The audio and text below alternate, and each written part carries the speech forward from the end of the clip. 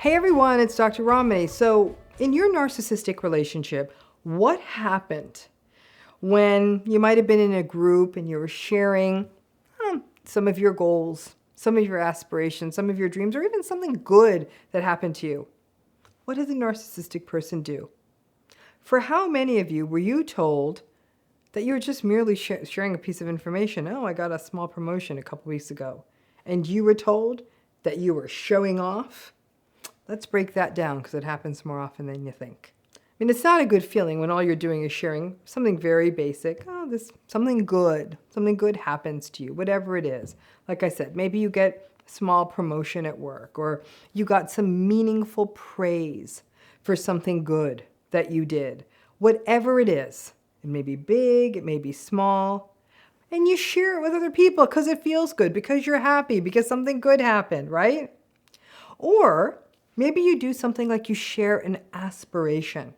Perhaps you hold on to an aspiration that you want to go to graduate school or law school, or you hope to launch your own business someday, or engage in some kind of a creative endeavor that you've always dreamt of, like writing a book or something like that.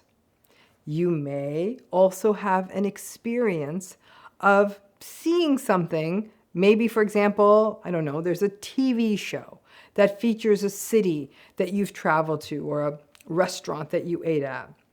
And you make a comment, a passing comment. You say, oh my gosh, that's so neat. I've seen that when I went there. Just sweet, like the observations we make about our lives when we feel connected to things. Or maybe someone is sharing a story in a group you're in, and you listen to it, and then you can relate to it through personal experience. You let them tell their whole story, and you might say, oh yeah, I know that place. I've been there. You just sort of connect to them.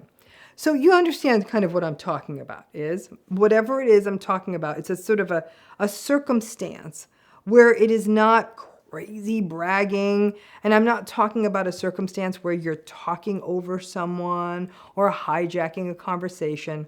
In this situation, I'm really talking about circumstances in which you're just sharing a piece of good news, or you might be sharing a goal that you have down the road, or you might be sharing a piece of information of something that happened in your life that's related to what someone else is sharing, right?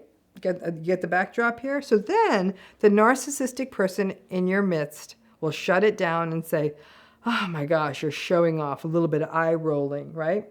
I am certain that many of you have experienced this, that you simply want to share something good or interesting or compelling from your life, and you do it appropriately, and it gets shut down. This may be something that has been happening to you since you were young, and you had a narcissistic parent or parents, and perhaps you shared some good news, and were told by your parents or someone else in the family, oh golly, now just stop showing off. Or you were in a narcissistic relationship as an adult, and you may share something, any of these things I'm talking about, and be told that you're an attention seeker, or, oh my gosh, you need so much validation. Now, this kind of wing clipping can happen repeatedly to the point that many people in narcissistic relationships kind of get ahead of it and slowly start cutting their own wings and stop sharing about themselves. I have been struck in my own clinical work with clients how often clients experiencing narcissistic abuse had some really cool stuff happen in their lives, and they don't even really bring it up in the session. And when they finally do, it's like an afterthought, or they're bashful, or as though they're embarrassed. And when I'm kind of jumping up and down, I'm so excited for them, they play it down and say, ugh, it's not that big a deal. I know that dance, and I recognize it's happening.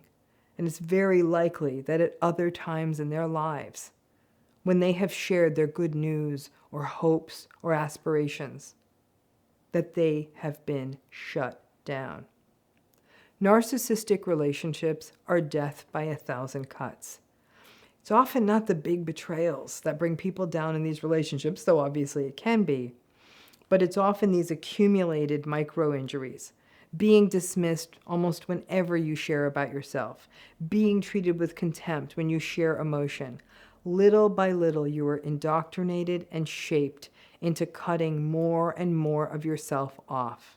People who have been in severely narcissistically abusive relationships for long periods of time, they look silenced over time, sometimes almost hunched over, rarely sharing about themselves.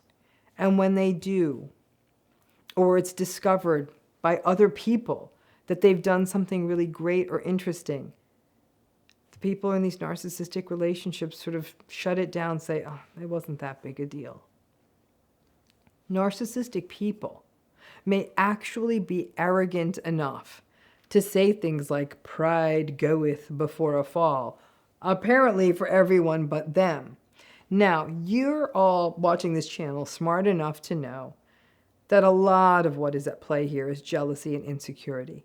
The narcissistic person can't stand the idea of anyone else succeeding or getting attention from others or stealing this spotlight, not that that was what you're trying to do. And on top of that, your success very likely is triggering their insecurities as well.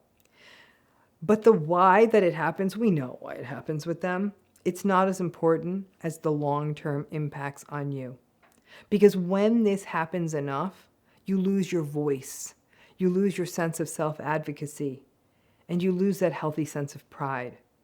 I have watched people just stop sharing about themselves. And these were people who were a hell of a lot more interesting than the narcissistic people who had been around them and were clipping their wings.